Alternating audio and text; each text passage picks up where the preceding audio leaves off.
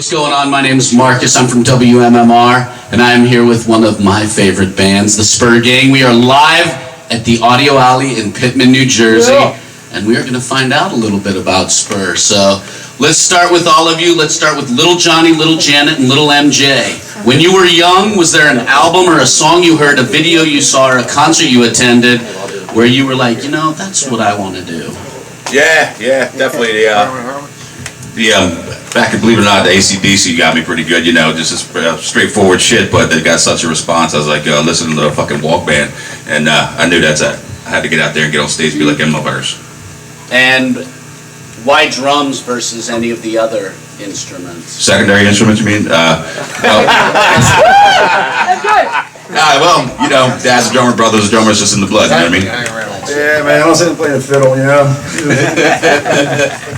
Easy. How about you, Janet? Did you have a moment or a song you saw, a video you saw at, you know, concert you attended where you were like... Actually, I would say just when I discovered the blues, that's when all of a sudden my life changed. Just really took off the music for me. And what blues artists did you hear? I just, you know, I would always just listen to the radio, whatever was on, I loved just listening to the radio, never was tuned into buying anything, and one day I flipped through the radio station and there was a blues show on, and that was the end of it. Just the old, like, Etta James, Muddy Waters, all that kind of stuff, and it just led me right here, believe it or not. Excellent. And Johnny, how about you? Jimi Hendrix. Jimi Hendrix? Yeah, I was a little kid, and they were doing a documentary on him, and I was sitting there watching cartoons, and I was, oh, I'm sorry, dude, I was flipping the channel, and then, you know, here goes Jimi Hendrix, you know, playing Machine Gun, the live thing, dude, and that was into that, brother. I was like, hey, I'm gonna do that, and my mom's like, yeah. You know, that was it, man, just Hendrix, Jimi Hendrix. Excellent. And so you guys started playing your instruments, getting better and better, playing in different bands throughout the years. How did the SpurGang come to be? All by accident. I was in a band in Arizona for a long time, and there was one person in the band that made it no fun, and so I was just done with it. And up here, I'm just going to start a little backyard barbecue. Shut up. I'm going to start a little barbecue back band, man. I swear to God, a little three-piece band, just do some jamming. And next thing you know, I'm auditioning people like, got some guy from Flotsam and Jetsam come down, all kinds of good bass players, but they weren't down with playing the straight, you know, Southern groove. Everybody went to lay down with and shit, and one day I came home, and she was my girlfriend at the time. And how the hell you ever got so lucky? Yeah, no shit. So anyway, you know, and she goes, oh man, I'll play bass for you, baby. I was like, I pat her on the head, yeah. I've been playing my whole life. You're gonna play bass. You're gonna play bass with me. Yeah. 3 days later, she was on the sofa playing the whole album. Tapped it out for her. She did it by numbers and did the whole thing. Dang, so it was easy for you to pick up bass. I don't know, I just felt right. It just felt like coming home. Something I always should have been. I never knew it. You know, I ran with her for how many years I'm with you? Oh, I'm sorry. I did, yeah. So, but he just couldn't find a bass player, and it kept, you know, I felt so bad because he was down because one and the next one and the next one, so I'm like, let me try it, you know? Yeah, and he did. I was like, sure, kid, anything you want. Here's a little bass for you, here's a little picture. Where's the pen? You know what I'm saying? She's watching Lucy reruns. About the third day, I swear to God, I was in the other room, I heard the album being played. I look around the corner, and she's watching Lucy play, not even looking, doing the whole album. And dude, I'm in the other room going, me, baby. And I never played bass before at all. So You know? Oh, yeah. I just learned for that. So easy, brother, so easy. Then I came back and we were heading back to, we were in Arizona at the time, and we were going to LA after that. Yeah, LA. LA, we banged around there, and I was doing some guitar work, and tried that cooler, which worked together later. Didn't work out. Okay. Now, how did MJ end up in the fold? Yeah, this is great. This is my favorite fucking story, I swear to God. Pretty fucked up, actually. Met him at a gay bar? Fuck you, man. I actually worked at a Harley dealer's repair shop, and one of our mutual friends had turned me on to the CD. Said they're looking for somebody, and I put it in. And I was definitely interested in playing, but I was a bunch of shit going on. But one day I fucking just rolled into the bar, on my bike and shit, and Janet was bartending. She's like, yeah, fucking, you look like rock people. We're gonna be having this. You gotta set it up. So he's already pissed off sitting at the bar. Oh yeah, well, at the and I'm time, already pissed off and I didn't meet him yet. Right. I won't tell you why. I've had been, trying to get into like a fucking cover band or something, make some money, and everybody's saying I play too hard, hit them too, fucking loud and shit like that, and a bunch of, I don't know what the fuck they're used to, but like I said, she said that the Spurs, were playing, come check it out, and I was like, oh fuck, I was supposed to audition for you dudes. So I said, all right, well fucking, I'll come check you out and shit, and they went and got Johnny. And, I remember he was behind the bar looking at me, and I looked at him, I was like, I don't give a fuck. Yeah, I was like, I could tell who's he this jerk off? And I'm looking at him like, who's this fucking jerk off? I said, well, pissed off, because every drummer I had said I played too heavy and too loud, and they all walked out and said, you're too heavy, you're too loud, you turned down. One guy walked in with a PA system on each side of his fucking head, a full sound system, and he still bitched. And so I see him, and I go, yeah, what's your story? He goes, dude, I'll tell you right now, right off the bat, I play too fucking heavy and too fucking loud. And I was like, I almost started fucking crying, dude. We're running at each other in slow motion. Running at each other in slow motion. There he is, man. Yeah, well, I swear to God, you're fucking...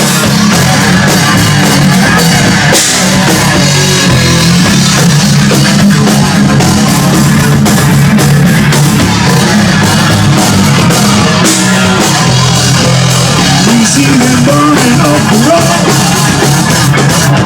just like they got somewhere to go. Looking for victims to spoil the fun. Nowhere,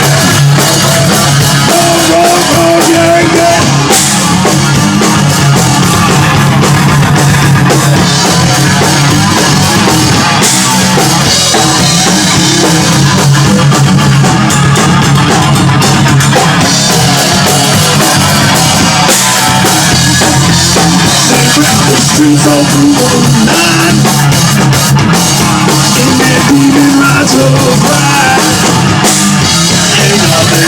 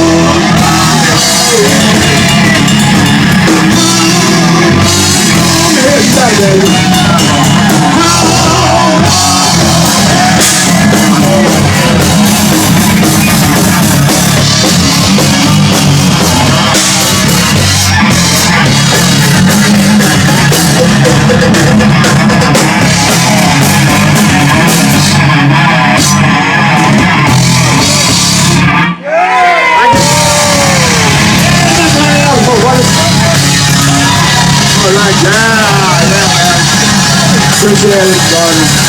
You guys, good day, man.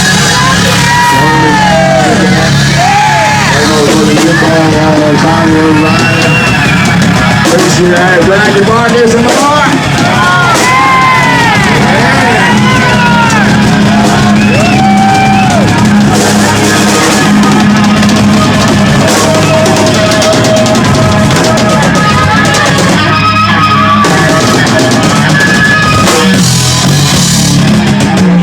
That's the way it was, and when we got together, we finally did get together. I knew within 5 seconds. You know, I was four this is seconds from me, buddy. I hear you, maybe you're little bands. And you were in Arizona? Yeah. It was that back here in Jersey. Yeah, Yeah. we were riding through, and I was all bummed out, depressed and shit, because I had no fucking drummer. My drummer didn't want to leave Arizona, and he was all metal, and he's like, I don't like that three-piece Southern shit you're doing. I was raised on Skinner, and, you know, all my brothers, and he's all, I ain't down with that. And I was like, all right, bye. Bye. Seriously, and then we were heading to Nashville, and we stopped in Grace and seen her family, and that's all by chance. The whole band is all by chance. So you guys were gonna plan on going to Nashville, and then when MJ came into the fold, you were like, "Oh, we're basing in Jersey." Well, here's the best thing. Then this cat that worked at her bar. He booked the Hard Rock Cafe in Philly, but he worked on Monday nights as a bartender. And he heard the demo, and he said, "You guys want to play the Hard Rock?" I was like, "Okay." You know, and we got to get a band together first. That was my first gig ever. Really? 2004. Wow. Yeah. Now, when you picked up the bass, did you play any other instruments at that time? So you just picked it up, bam, bam, bam. Wait, she was my student. She left that part off when I met her. When I Yeah, I'm saying? discovered the blues, I decided I wanted to learn how to write a song, so I decided I wanted to play guitar. So I went to play blues guitar, and who was my teacher? But Well, I did. I locked the door and shit, you know. Like, pull the blind down. Yeah, what do you want? No romantic music tonight. yeah. Well, that's what happened was like I didn't take to the that's guitar, right. so I Yeah, never man. played it. just And I would just pay my money and go and sit there and laugh with them the whole time, and that was it. And then I'd go back and they'd be like, "You didn't practice No matter what it." the pain you did, it's great. I would just go and we would just hang out. So I didn't ever play it, and then. But when I touched the bass, that was a completely different thing. That's why I don't know why. I practice 20 hours a day. She plays like three hours like in a month, and then just Yeah. crush, you know. Like, fucking kidding me. Swear to God. Yeah, that's your story. This room here could be your spot, your rehearsal spot, your home.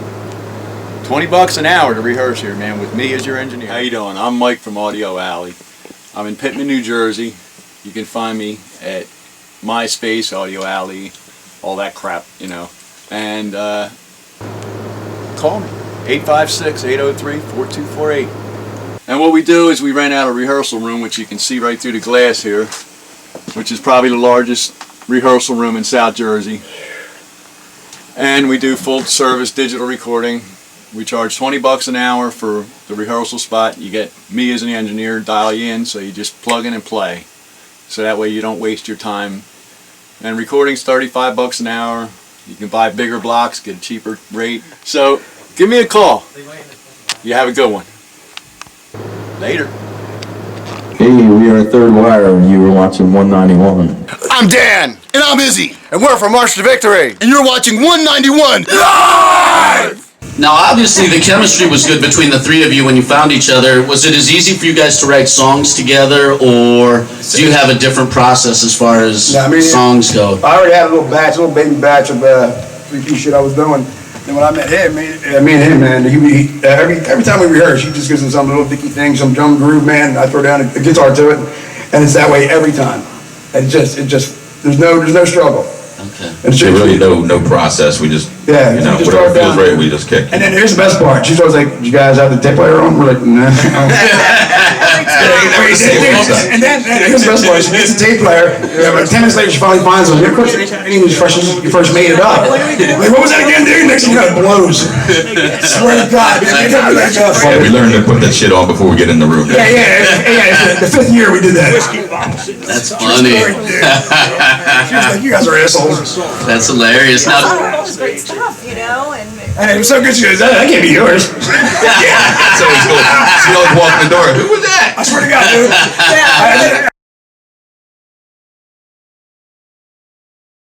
Hey, this is Cherby. I'm booking local bands in South Jersey at the Pennant right now, and you can get me on Facebook.com/Cherby, CHERBY. Money D. I'm Richie Kling. I'm Frosty. Billy C. We are so close to sober, and you are watching 191 live. This is Shula from the Temple News at 191 Rock. We're second best. You're watching the 191 Indie Philly Band Show. And I told her, don't text her back. What are you guys doing later? Oh, Frank, hey, what's going on, man? Hey, we're Braxton Parker. Check us out on iTunes or Amazon.com. Hi, I'm Doug from Welter, and you were just watching 191 Live. I'm Bobby. I'm Mike. And you're watching Filter Effect on the 191 Live show.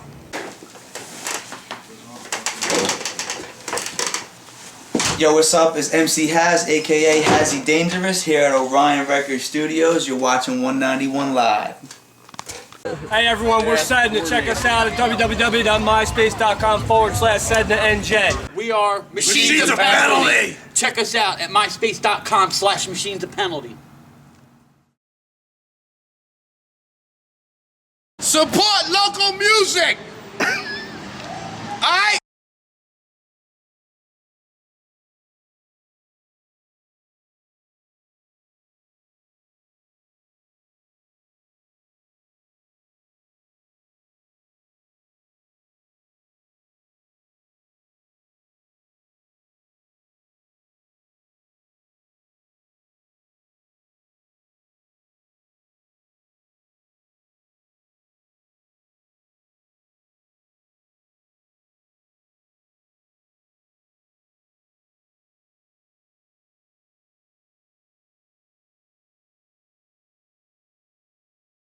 One 91 rocks!